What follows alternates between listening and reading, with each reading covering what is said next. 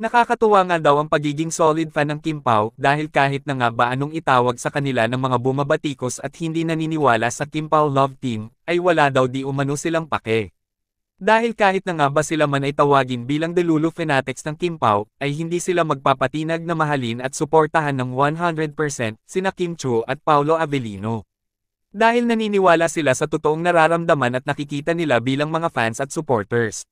Kung minsan nga daw, ang pagiging Delulo daw nila ay siya pang nagkakatotoo. Ayon nga sa post ng Kim Pao Team Davao na, ang mga Delulo pala natin, 90% totoo.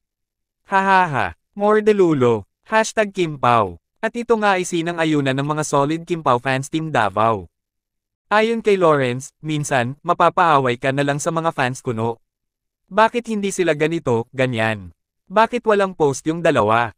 Yung maraming bakit sa makikitid na utak nila. Hahaha, okay baby, kalma lang tayo. Let them savor every moment of it in private. Especially si Kim. I want Kim to be happy again after all. Ayon naman kay Mary Lo, yes, Kim Pao forever.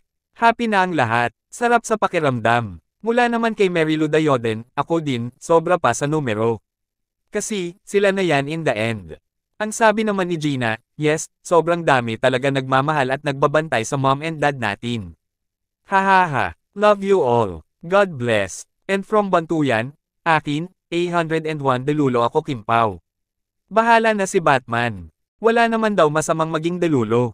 Kung sang-ayon naman talaga ang nararamdaman nila at ipinapakita din naman talaga ng Kim Pao sa kanila, ay mas pipiliin nilang panghawakan iyon at maging team panatag.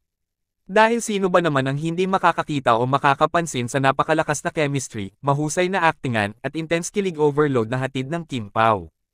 Maging kapwa nga nilang artista o kasama sa showbiz industry, ay kinikilig din sa dalawa. At talaga nga namang hindi mapagkakaila, na bagay sila at talaga nga namang may something na sa mga ikilos nila. Na ang tanging makakapansin nga lamang daw nito, ay ang mga solid at panatag fans at supporters ng Kim Pao. Kayo, anong masasabi nyo tungkol dito? Just comment down below.